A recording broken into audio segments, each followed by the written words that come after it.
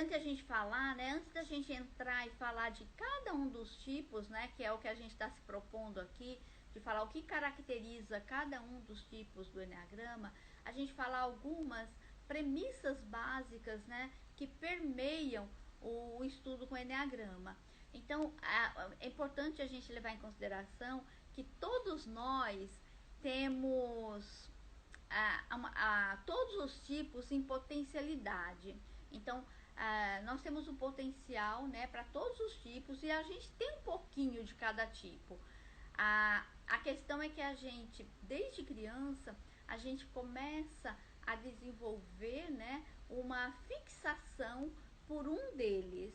Então, conforme a gente vai crescendo, a gente vai desenvolvendo uma forma de olhar para o mundo, uma forma de significar os acontecimentos, que é próprio, né, de cada personalidade, que é cada olhar, cada forma de significação do mundo, das relações e de tudo, que é o que a gente chama de personalidade. E a gente desenvolve, né, essa personalidade na primeira infância, nos primeiros 7 anos. Então, quando a gente chega aos 7 anos, a nossa personalidade já está formada. E do que ela depende, né? Ela depende de duas coisas. Da nossa essência. Essência é aquilo que a gente tem, que a gente já traz conosco. É o que é nato em nós, né? Então, a personalidade ela vai depender da essência e vai depender das nossas experiências de vida, né, na infância, nesse período. É importante a gente trazer isso porque muitas vezes, né, se considera só a experiência de infância, mas a personalidade, na verdade, ela já é pré-determinada pela nossa essência. Então, a essência, né, já traz embutida em si a personalidade. Então, independente das nossas experiências de vida, a gente vai desenvolver a mesma personalidade, independente das experiências de vida. Então, a gente não pode, né, em hipótese alguma, culpar uma pessoa, um cuidador, o pai ou a mãe, por ser de um tipo ou de outro. Não independe deles, né? Vai depender do que a gente já traz como nato em nós, né? Vai depender da nossa essência. E o que depende da experiência de vida é o grau com que essa personalidade se instala em nós. Então, no Eneagrama, alguns teóricos, eles falam... Obrigada, Suzana! Bem-vinda! E desculpa, gente, todo esse auê que caiu a live. Oh, meu Deus, eu me preparando não sei quanto tempo para fazer essa live, o dia todo aí, preparando material e tudo, e cai. E eu não posso mostrar nada dos meus slides que eu fiz. Então, independente, né, alguns teóricos, eles trazem a questão do Eneagrama horizontal e vertical. O que é isso, né? Horizontal seria os tipos, né, de personalidade. E vertical seria o grau com que a nossa personalidade se instala. Então, a gente nunca vai mudar o nosso tipo, independente do trabalho que a gente faça, de tudo que a gente faz, né? De autoconhecimento e tudo, o nosso tipo ele não muda. O que vai mudar é o grau dessa personalidade, né, com que a gente expressa isso. Os trabalhos do Eneagrama, ele é muito mais do que só a gente saber qual é o meu tipo. Saber qual é o tipo é uma porcentagem muito pequena. O Padre Domingos fala que é 15% do trabalho do Eneagrama. Que existe, o Eneagrama é muito mais do que se saber o tipo, né? Tem todo o trabalho que a gente faz com o instinto, tem todo o trabalho com as flechas, com as asas, que busca flexibilizar a nossa personalidade e integrar, né? Integrar outros tipos. Então, com o trabalho da personalidade, né? A gente tenta trabalho do Enneagrama, né, a gente tenta sair da estagnação da personalidade. Então a gente busca desenvolver um novo olhar para o mundo, sair daquele nosso quartinho, né, que tá com aquela janela só para uma paisagem e integrar, ver outras paisagens.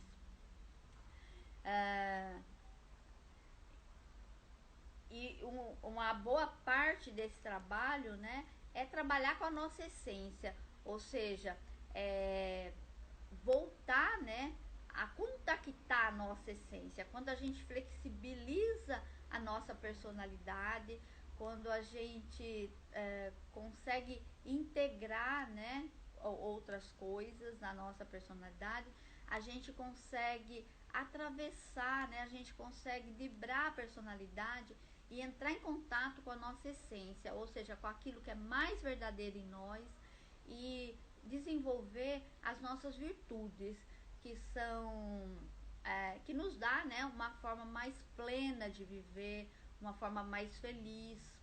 É a gente sair, porque quando a gente está na personalidade, a gente está no medo, a gente está na reatividade, a gente está na sobrevivência, a gente está, né, na nossa reatividade mesmo, no medo. Então é flexibilizar isso, né, e voltar, caminhar de volta para desenvolver as nossas virtudes, ou seja, o melhor de nós mesmos, né? E é isso. As pessoas de mesmo tipo, elas podem ser muito diferentes. É, comenta-se, né, que o Saddam Hussein e o Gandhi tinham o mesmo tipo de personalidade. E quanta diferença, né? Então o que significa isso? Significa que o tipo, né, o nosso tipo, a nossa personalidade, ela vai significar o mecanismo pelo qual a gente funciona. Mas como que a gente faz com tudo isso, né? Vai fazer toda a diferença para nós. Então é a questão do grau da personalidade, né, que a gente se desenvolve, né? Boa noite para quem está entrando agora. Eu vou deixar essa live salva, vou deixar ela lá no grupo do WhatsApp. Então, se você ainda não está no grupo, você entra, o link está na minha bio. Esse grupo do WhatsApp está fechado, então não se preocupe que você não vai receber você não vai receber muitas mensagens. É só para eu colocar, eu estou colocando alguns conteúdos lá sobre Enneagrama e avisar dessas aulas, né? Nós vamos ter essa aula hoje, a próxima terça a gente tem outra aula e na outra terça. Então são 3 terças, né? Que eu vou estar apresentando um pouco, né, do Enneagrama e um projeto que eu estou desenvolvendo. Então, assim, sejam muito bem-vindos e entrem lá no grupo do WhatsApp. Eu vou tentar cortar um pouquinho esse vídeo aí, deixar ele mais redondinho, né? Tirar esses quebra-quebra que houve. E eu vou postar ele lá nos grupos, no WhatsApp, deixar ele lá por algum tempo, para quem não pôde estar aqui, ou para quem saiu da primeira vez e não entrou mais, certo? Então, se você não tá lá no grupo, entre lá depois. E eu vou fazer também um resuminho dessa aula, né? E colocar lá no grupo para vocês.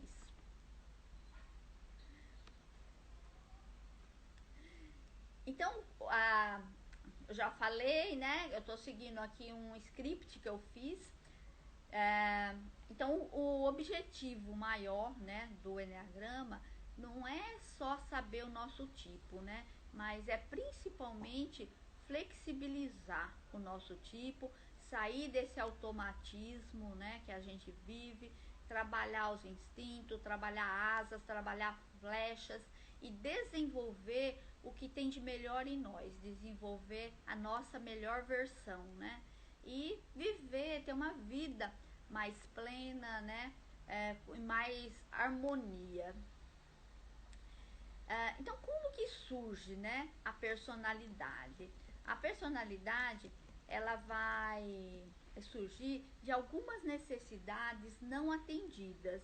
Então, todo ser humano, ele tem 3 necessidades básicas que pode ser resumida, né? A gente tem muitas necessidades, mas a gente pode resumir essas necessidades em 3 necessidades básicas, que é a necessidade de ser amado, a necessidade de nos sentirmos capazes e nos sentirmos significantes, significativos, né?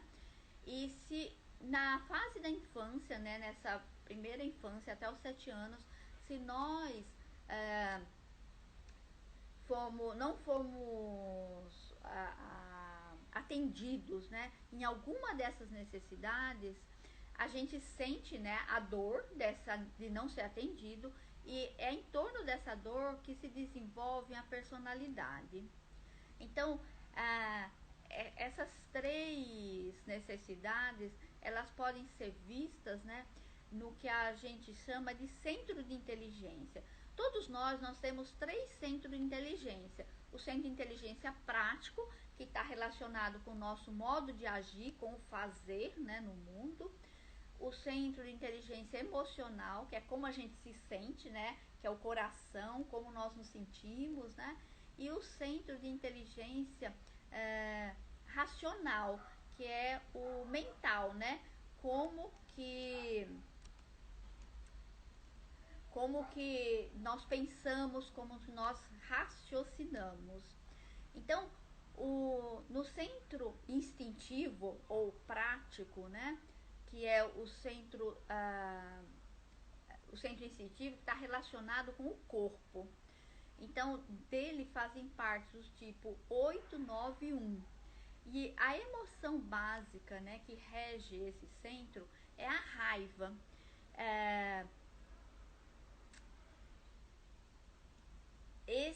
As crianças, né, que são do tipo 8, 9, 1, elas sentiram que elas não foram tão importantes, né, para suas figuras maternas e paternas, que eram as figuras assim mais importantes, né? A figura materna e paterna, não necessariamente a mãe e o pai biológico, mas as figuras que faziam o papel de pai e mãe.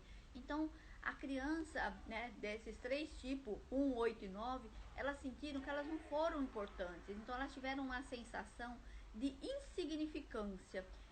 E por causa disso, elas sentiram muito raiva. E cada um desses tipos vai lidar com a raiva de uma forma diferente. O 8 coloca a raiva para fora. O tipo 9, ele bota a raiva para dormir. E o tipo 1, ele introjeta, né? Ele põe a raiva para dentro dele, ele reprime a raiva. Então, isso faz com que gere, né, que se desenvolva a personalidade de cada tipo. Na próxima aula, na próxima terça, eu vou trazer, né, justamente a gente vai falar sobre isso. Como que se desenvolve a personalidade de cada tipo na visão do Eneagrama. Então, nós vamos destrinchar bem direitinho todo esse mecanismo, né, da formação da personalidade de cada um, à luz do Eneagrama. Hoje eu queria passar com vocês as características, né, principais de cada tipo, o que motiva e a paixão de cada tipo. A paixão, ou se não o pecado capital ou o pecado de raiz, né, que a gente chama, que é a distorção emocional, que é aquilo para onde a gente vai, aquele desequilíbrio, né, para onde a gente vai quando a gente tá com raiva, quando a gente se sente, né, desequilibrado. Então, cada tipo ele vai para um lado, ele vai se expressar de alguma coisa, né? Então, cada tipo ele tem o seu pecado de raiz, que significa como que ele vai agir, principalmente sob estresse, quando ele estiver no automático. Então, a gente costuma falar, né, que o que diferencia, né, a sabedoria, né, é aqueles 3, 4 segundos, é quando vem, né, E antes de você responder automaticamente, você respira, conta até 3, se precisar conta até 10, e daí você age, você sai, né, desse automatismo. Então não existe, né, a gente está fazendo essa aula, eu vou falar para vocês de cada tipo e tudo, mas o Enneagrama a gente tem, é vivencial. Então, se a gente não trazer isso para nós, não fazer esse processo interno de auto-observação,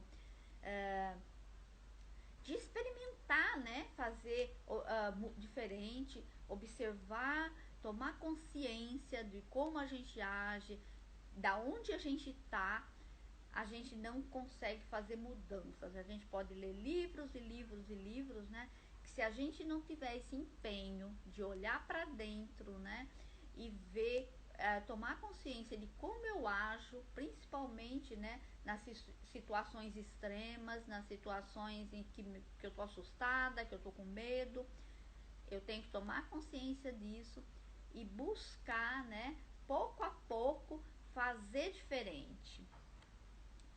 Então a gente vai passar, né, por cada um desses tipos, como cada um desses tipos reage, né?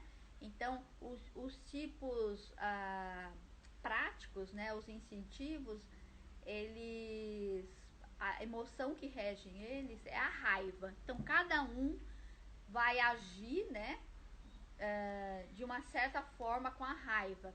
Os emocionais são o 2, o 3 e o 4. Eles fazem parte do centro emocional. O que rege eles é a vergonha e a tristeza. A emoção dos emocionais é a vergonha e a tristeza.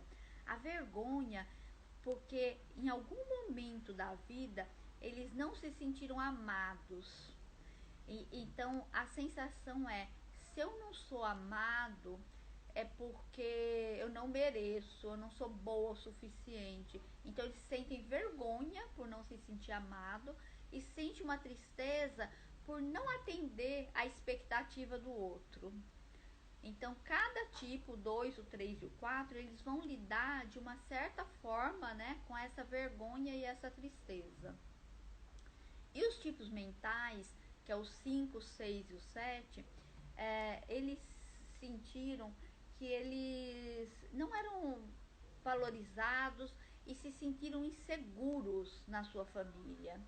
E eles, por essa insegurança, né, que eles não se sentiram valorizados, se sentiram inseguros com relação às suas figuras paterna e materna, que de alguma forma não conseguiram dar para eles, né, a segurança que eles necessitavam, eles sentiram muito medo. Então a emoção que rege, né, os tipos mentais, os 5, 6 e o 7, é o medo. E cada um desses tipos, ele vai lidar de uma forma diferente com o medo. Então o tipo 5, ele vai tentar aprender tudo que ele puder, porque ele acredita que se ele tiver a sabedoria suficiente, o conhecimento suficiente, ele vai poder resolver, que aquilo vai proteger ele, né? Vai dar segurança para ele e ele vai poder não sentir medo. O tipo 6, ele faz cenários imaginários, então ele vive pensando, né, o que pode acontecer, o que pode acontecer, o que pode acontecer. Então ele pensa em todas as possibilidades, tentando se prevenir. Então o tipo 6 é o tipo precavido, né, aquele que se previne de tudo. E o tipo 7, ele vai pro fazer, né? Então ele faz muitas coisas para simplesmente fugir do medo.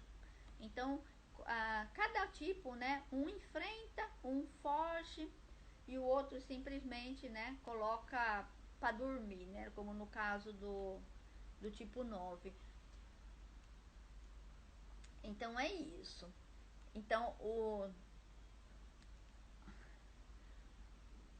vamos falar um pouquinho agora de cada tipo. Eu tenho um teste que, se vocês quiserem fazer, não é bem um teste, é um questionário que eu preparei, que eu fiz assim, com base nos livros que eu li, com base na formação. Então eu compilei 130 e poucas afirmações, e cada grupo representa um tipo, né? Então, se a gente responde esse questionário de acordo com um padrão, no final dá para vocês sair um gráfico em forma de pizza que dá as porcentagens de cada tipo, né? Como eu disse, nós temos todos, só que a gente preferencialmente a gente tem um, né? Que a gente sempre vai, principalmente quando a gente está no automático. Então a gente tem sim, né, um tipo prioritário. E esses questionários, né, assim como todos os testes na internet, você pode encontrar muitos testes, né? Tem vários testes na internet. E esses testes, eles não são muito precisos. Eles te dão uma visão e te deixa entre alguns tipos. E por quê, né? Porque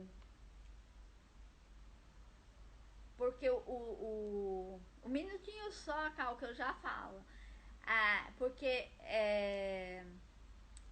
os testes, ele trata mais do comportamento, e a gente vai ver, né, quando a gente estudar um pouquinho mais, a gente vai ver que 2 tipos ou 3, eles podem ter o mesmo comportamento, só que a motivação pelo qual ele se comporta daquela forma é muito diferente. Então o tipo, ele está relacionado muito mais com a motivação que a pessoa tem para reagir daquela forma, do que pela reação em si, pelo comportamento em si.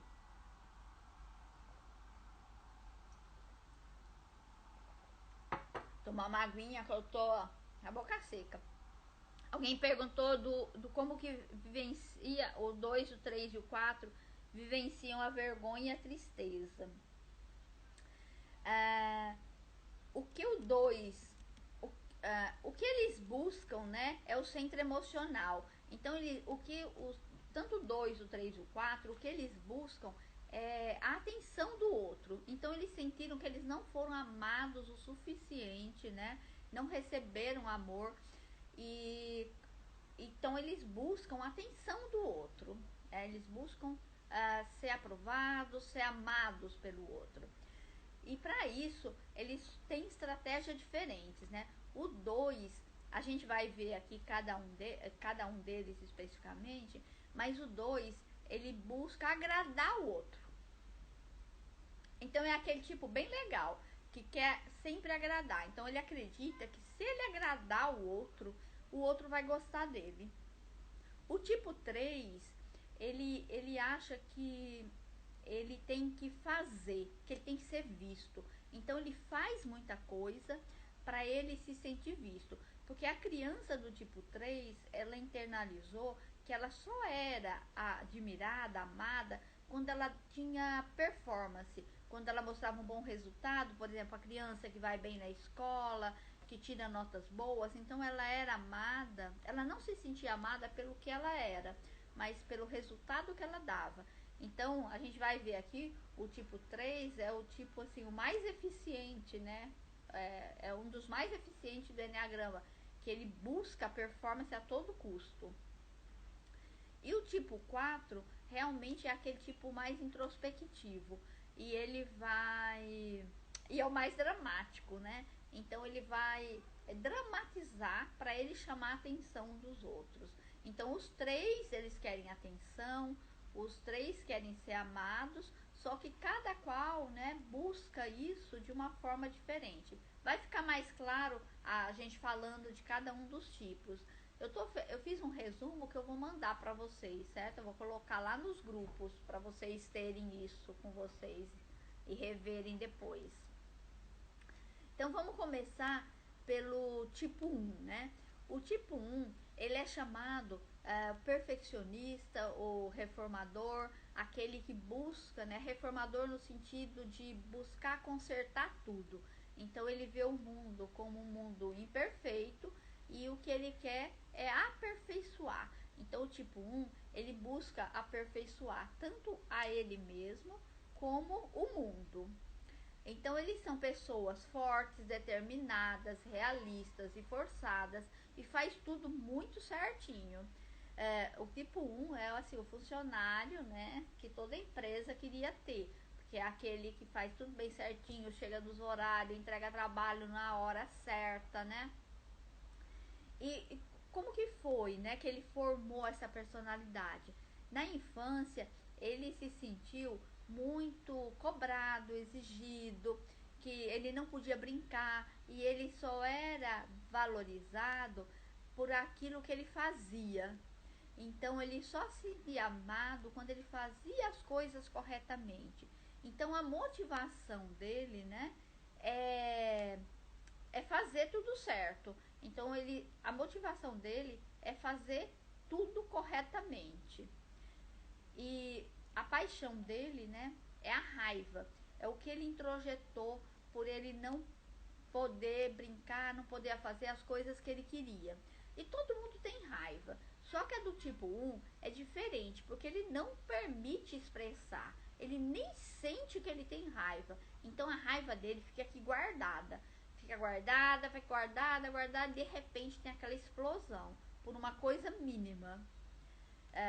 Então ele é regido, né, pela raiva, e nas horas mais impróprias, né, ele vem a raiva e ele expressa. O tipo 2, ele faz parte da tríade emocional, né? Ele é chamado de o ajudante. O tipo 2, eles são pessoas, né, como eu falei, eles têm uma carência, né, emocional. Eles esperavam o amor, mas eles sentiram que o amor não veio. Gente, e não tem nada a ver isso com a figura materna e a figura paterna. Não necessariamente os pais não deram amor para eles. Os tipo 2, muitas vezes, foram amados sim, e foram muito amados. Eles significarem, né, porque aqui não é o que aconteceu de fato, é como o tipo significou. E ele só significa dessa forma porque ele tem uma predisposição a significar isso. Então pode ser que tenha, por exemplo, 4 irmãos gêmeos e que todos tenham o mesmo tratamento e sejam 4 tipos diferentes. Por quê? Porque o que ele significa é diferente de um para o outro. Por quê? Porque vai depender da nossa essência.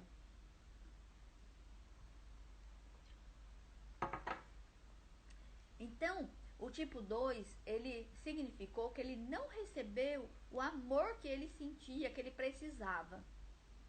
Então ele falou assim, não, então eu tenho que fazer alguma coisa para eu receber esse amor. E a partir daí, a estratégia que ele usa é agradar os outros. Então a motivação dele é agradar. Ele faz tudo para agradar as pessoas. Então eles são pessoas altruístas, né, prestativas, são pessoas que dão muito deles. Só que eles fazem isso, né, também com a intenção de receber. E eles não têm essa, porque tudo isso é inconsciente. Esses mecanismos são inconscientes. Porque se fosse consciente, a gente trabalhava, né? Mas o enneagrama se faz interessante também porque ele ajuda a tomar consciência, porque esses mecanismos são inconscientes. Então, tanto é que a paixão do tipo 2 é o orgulho. No orgulho no sentido assim, eu ajudo todo mundo, mas eu não preciso da ajuda de ninguém. Então, nesse sentido, por quê? Porque é inconsciente. Ele ajuda acreditando que é da natureza dele, que ele gosta de ajudar. Só que por trás dele gostar de ajudar, tem a necessidade dele receber de volta o que ele dá. Então, quando a pessoa toma essa consciência, né, ela pode começar a mudar o seu comportamento, né? O tipo 2, ele tá muito mais voltado pro outro do que para ele mesmo. Daí ele vai falar assim, não, um pouquinho menos, né? Eu vou dar para mim também. Então tudo é a tomada da consciência, né? Faz toda a diferença. O tipo 3, né, que é o outro tipo que é um outro tipo dos emocionais, ele é chamado do realizador. Na infância, ele sentiu que ele só recebia amor pelo que ele fazia. Então, ele significou que ele tinha que fazer muita coisa para ele não deixar de ser amado. Então, ele não se permite, o tipo 3 é aquela pessoa que é super bem sucedida, né? Que são os mais bem sucedidos do Enneagrama, que são aquelas pessoas, são os altos executivos, né? Porque elas são muito executoras, são otimistas, são seguras, são objetivas e são voltadas para o sucesso. Então, e realmente elas têm sucesso, porque elas fazem muito, trabalham muito, têm muita energia, né? E a energia voltada para fora, para esse fazer mesmo. Eles não parecem, nem parecem do centro emocional. Parecem muito mais, né, com o centro prático, né? Pelo fazer que tem o tipo 3. Então, e a motivação principal, né, a motivação central dele é ser visto, ser notado. Por quê? Porque ele sentiu na infância que ele só era amado pelas coisas que ele fazia. Então, quando as pessoas viam que ele fazia e fazia coisas bem feitas, faziam coisas boas, executava, né, tinha bons resultados, ele era amado. Então, ele fica nesse fazer eterno, nesse frenesi do fazer, para ser visto e ser amado. Mas ele não tem muita consciência disso não. E é um tipo, né, que se a gente olhar para o mundo hoje, é um tipo muito bem visto. Todo mundo, né, quer um funcionário tipo 3. O tipo 3 é aquela pessoa que é, né, no mundo que nós vivemos hoje, ele é muito valorizado. E muitos não querem mudar, porque eles falam assim, se todo mundo quer ser que nem eu, por que eu vou querer mudar? Então, é muito difícil, né, pro tipo 3 entrar nessa consciência. E a paixão dele é a vaidade. A vaidade no sentido de não se esgotar nunca, ter que fazer, fazer e fazer e fazer. É aquela coisa assim, de nunca acabar, sabe? De nunca poder parar. Então, o tipo 3, ele termina uma coisa e já tem outras engatilhadas. É como se ele não pudesse parar. Então, a vaidade é nesse sentido, né? De vão, de que ele faz, mas é em vão, porque ele não consegue, né? Na verdade, o objetivo dele é ser amado. Então é como se ele não pudesse parar de fazer nunca, porque se ele parasse, ele não receberia o que ele precisa. Tipo 4, né? Que é o último tipo dos práticos, dos emocionais, né? O prático, o tipo 4, ele é chamado de o romântico ou individualista. São pessoas assim sensíveis, criativas, são os artistas, né, do Enneagrama. E normalmente ele tem um senso estético muito grande, bom gosto e carrega uma certa tristeza no olhar. E qual a experiência, né, do tipo 4? O tipo 4 ele experimentou o abandono emocional. Então ele sentiu que ele tinha o amor e em algum momento ele perdeu. Então ele passa a vida inteira tentando recuperar uma coisa que ele já teve. Ou então buscando coisas, né, que representam aquilo que ele teve e perdeu. Então, só que isso é em vão, porque ele nunca consegue, né? Então, o tipo 4 é aquele eterno insatisfeito, que ele busca. Quando ele consegue alguma coisa, quando ele consegue o que ele buscava, aquilo já não interessa mais. E a paixão do tipo 4 é a inveja. A inveja no sentido não que dele querer e não querer que o outro tenha, mas ele querer também ter o que o outro tem. São duas coisas diferentes. Às vezes, né, a pessoa quer pra ela e não quer que o outro tenha. Isso não é inveja, isso é maldade. A inveja, né, é no sentido dele ver e significar que o outro tem aquilo que falta pra ele. Então é como se a grama do vizinho tivesse sempre mais verde. Então ele sempre está buscando, né, o que o outro tem. E ele é chamado também, né, de original porque ele tem um jeitão próprio dele, né? E o romântico não é porque ele é romântico também, assim, romântico do ponto de vista dos relacionamentos, não. É romântico porque ele romantiza a vida. Então ele sempre está buscando, né, alguma coisa especial, alguma coisa fora de série. Para ele só tem valor, né, se aquilo for muito diferente. Então com isso a gente encerra, né, os tipos emocionais. E vocês se identificaram com algum desses? Vai guardando aí. Eu vou colocar lá no grupo também o questionário. É legal vocês fazerem. Eu vou colocar lá as instruções e vocês podiam fazer e depois mandar para mim o print, né, da mandala que dá lá no final do teste, né, do questionário, que depois na próxima live a gente podia conversar a respeito, ou a gente podia fazer uma live entre essa e a outra para conversar. Vamos pensando aí. Então vamos falar agora dos tipos mentais, né? Que são os racionais, que é o 5, 6 e o 7. O tipo 5, ele é chamado de o observador ou investigador. Ele... Boa noite, Denise, tudo bom? Eu vou colocar o questionário, viu? Eu vou colocar lá no grupo. Vocês entrem lá no grupo para eu não ter que ficar mandando um por um, porque daí eu coloco lá e vocês peguem. E eu vou deixar aberto, porque inclusive vocês podem postar lá se vocês quiserem. Ou se não, mandar para mim mesmo, no particular, o gráfico depois para eu ver. Então, o tipo 5, né? A experiência do tipo 5, ele sentiu, né? Um vazio emocional. Então ele se sentiu, ou ele se sentiu invadido, ou então ele se sentiu que ele não foi visto.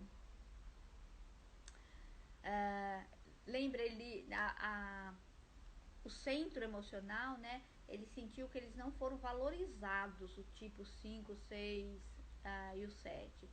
Então, o tipo 5, ele não se sentiu visto, né? Ele não se sentiu respeitado pelo outro, porque a gente não é visto também quando a gente não é respeitado, né? A gente não é visto na nossa individualidade. Então, ou ele foi deixado de lado e literalmente não foi visto, ou ele foi invadido, ele não foi visto na sua individualidade. E isso fez com que ele tentasse, ele sentiu medo e ele tentou se proteger. Então tudo que ele faz é para garantir tanto a privacidade dele, né, como a autonomia. E o tipo 5, são os tipos mais estudiosos do Enneagrama. Eles são curiosos, né, são muito focados e são os tipos intelectuais, né? E por quê? Porque eles usam o conhecimento, eles acreditam que o conhecimento é que vai dar autonomia para eles e vai poder garantir, né, a privacidade. Então o tipo 5 são os tipos mais retraídos também do Enneagrama. E eles, não é que eles não tenham amigos, eles têm amigos, só que eles não falam, né, eles não se sentem à vontade de falar, por exemplo, sobre todos os temas. Então eles têm assim, aqueles temas chaves, focados, aquilo que ele entende, por isso que ele estuda tanto, porque aquilo que ele entende ele consegue passar bem. Então são aqueles tipos que, por exemplo, ele vai para um grupo sabendo que vai conversar sobre alguma coisa. Então ele estuda, ele sabe, ele entende sobre aquilo. Se se fugir daquilo, ele já se sente errado, ele já não se sente inserido naquele grupo. Então, por isso que ele tenta, né, conhecer sobre muitas coisas, porque é através do conhecimento que ele se insere no mundo, né, que ele não se sente tão perdido, né, tão desorientado. Os tipos mentais, eles perdem, né, a orientação que eles tinham. E eles buscam essa orientação usando alguma estratégia, né? E o tipo 5 usa do conhecimento. O tipo 6, né, que é o tipo do meio, né? O 5, 6 e o 7, que são os mentais. O tipo 6, a paixão dele é o medo, né? Que é a paixão do centro, né? Dos mentais. E ele é considerado o questionador ou o precavido, né? O tipo 6 são pessoas muito responsáveis e são dignas de confiança. São aquelas pessoas leais, são aquelas pessoas que todo mundo queria ter como amigo, que realmente são aquelas pessoas com quem você pode contar, né? Que são pessoas leais, que sempre vão estar do seu lado, que vão te ajudar, né? E elas buscam a segurança. Todo o grupo, né, dos mentais buscam segurança, mas o tipo 6, por excelência, eles buscam a segurança. A Soledade tá dizendo eu. Soledade. Legal. Vamos ver se dá 6. Vamos fazer o questionário, Soledade, para ver se realmente você é 6. Vamos ver, né? O tipo 6, ele experimentou, né, na infância uma insegurança, né, uma sensação de insegurança, de desproteção e muitas vezes se sentiu castigado. Então, tudo que ele faz é para fugir disso. Então, ele foge, né, do castigo e foge da censura.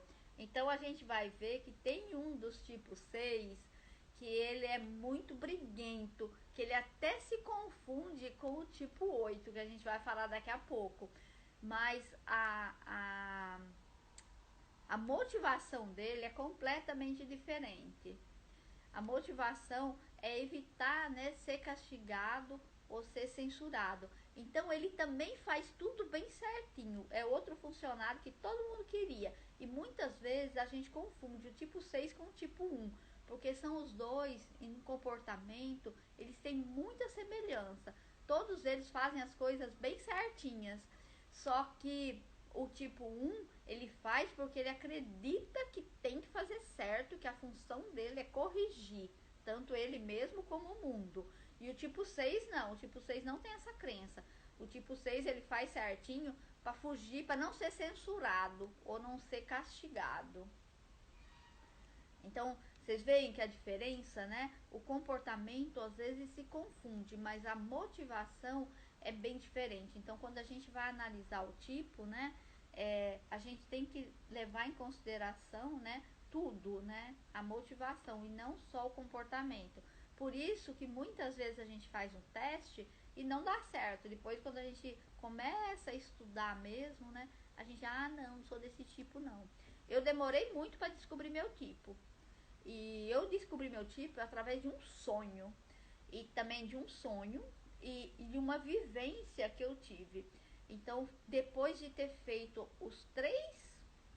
as três fases, né, pessoais, que eu fiz o Enneagrama, a gente faz as 3 fases pessoais, etapa 1, 2 e 3. E depois eu fui fazer uma vivência de uma semana. E foi aí que eu descobri meu tipo. E depois a gente faz a formação, né? Pra gente fazer a formação, a gente tem que ter toda essa experiência, passar pelas 3 fases e fazer essa vivência. Que essa vivência a gente trabalha a criança ferida, né? Que é a criança, né, que foi ferida, em torno da ferida é que se molda, né, a personalidade. É muito interessante, muito bom. Daí o tipo 7, né, que é o último tipo. Nós falamos do 5, falamos do 6, agora o 7, que é o último tipo dentro dos mentais. O tipo 7, ele é chamado de entusiasta, ou também o epicurista. Ele busca o prazer a todo custo, ele está sempre buscando, né, o prazer O tipo 7 é aquele tipo que todo mundo gosta para viajar junto, porque é o tipo entusiasmado, otimista, que tá de boa, né? Que é bem-humorado, que é brincalhão, que tudo ele faz, é aquele que tá sempre programando, né?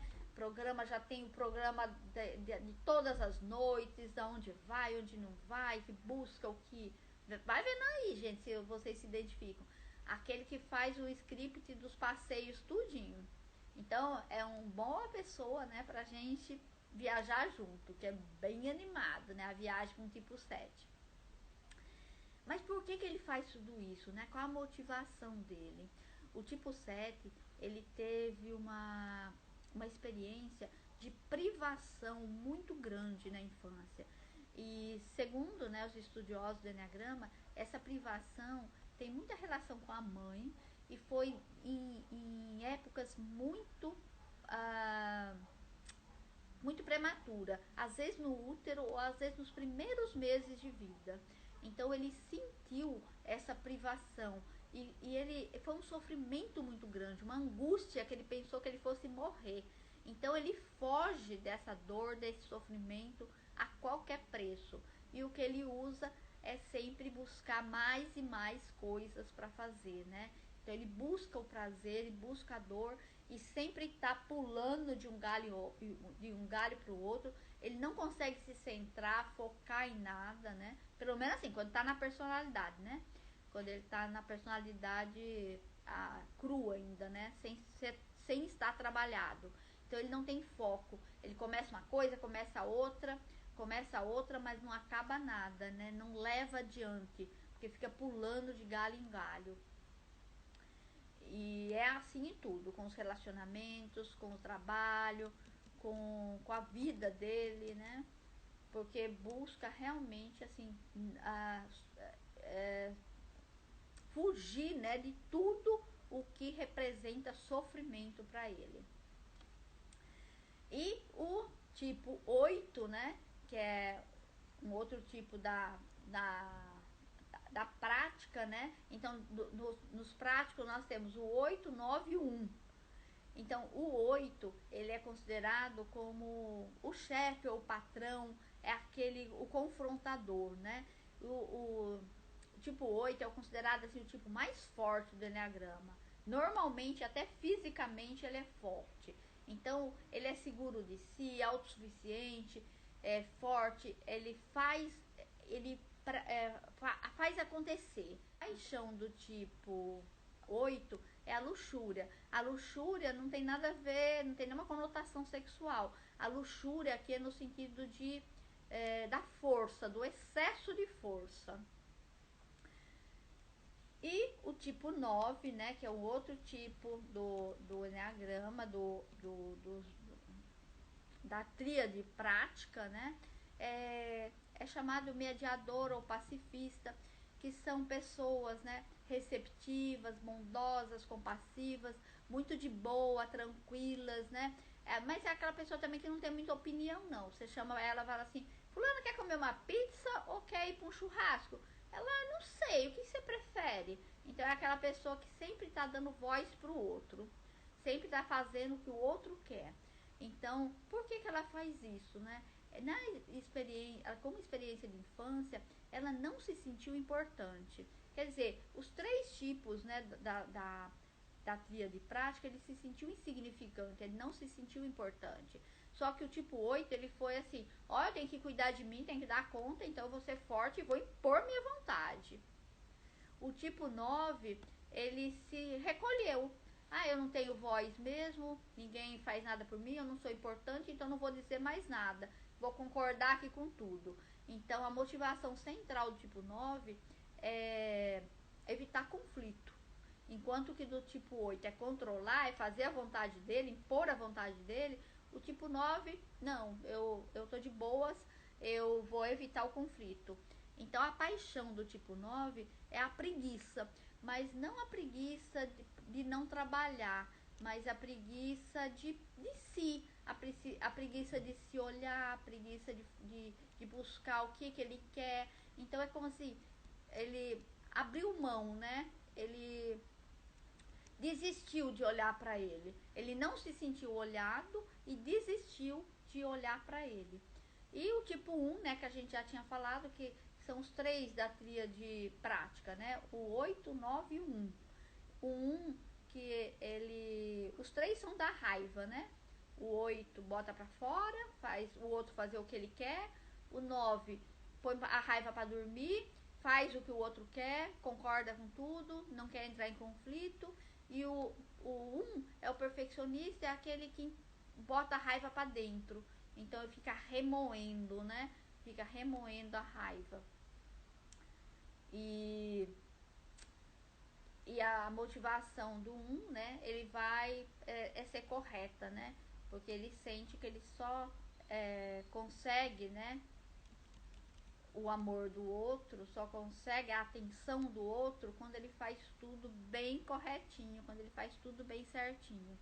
Então, são as 3 formas, né, dos tipos práticos lidar com essa diferença, né?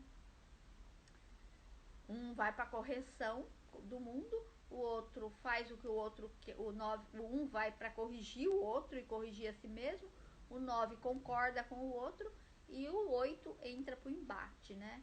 Não, sou eu que quero, eu vou fazer o que eu quero, né? Impõe pro outro. Então, com isso, nós varremos, né, toda a roda. Eu sei que é difícil, né? Assim, logo de primeira, a gente saber o nosso tipo, né? A gente descobrir qual é o nosso tipo. Mas se você tiver alguma pergunta que você queira fazer, ou algum comentário, como é que é? Você consegue identificar com que energia você consegue se identificar? Ei, Soledade, não é uma boa estratégia não, viu? Escolher os amigos. Uma das premissas que a gente aprende no Enneagrama é que a gente não pode tipificar o outro, não pode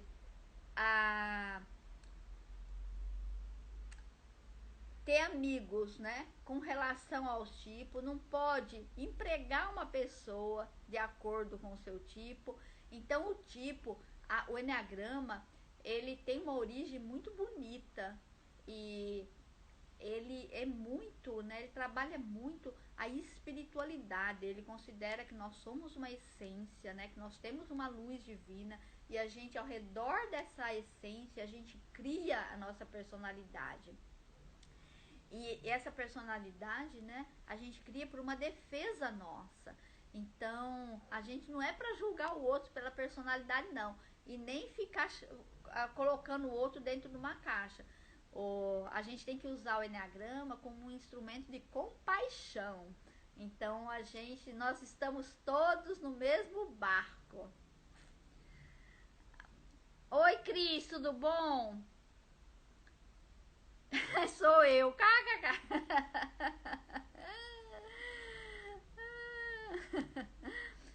Como que o tipo 8 pode desenvolver a flexibilidade, né? O tipo 8, ele se sentiu que ele estava sozinho por ele mesmo. Quando ele vê que ele não está sozinho, que ele se aproxima dos amigos, que ele sente que tem pessoas que gostam dele, que ele pode confiar, que ele pode se aproximar, que nem tudo precisa ser na força, que ele pode, né, confiar no outro, que o outro pode recebê-lo, ele relaxa e ele flexibiliza. A gente tem, né, as flechas e as asas, que são caminhos de flexibilização.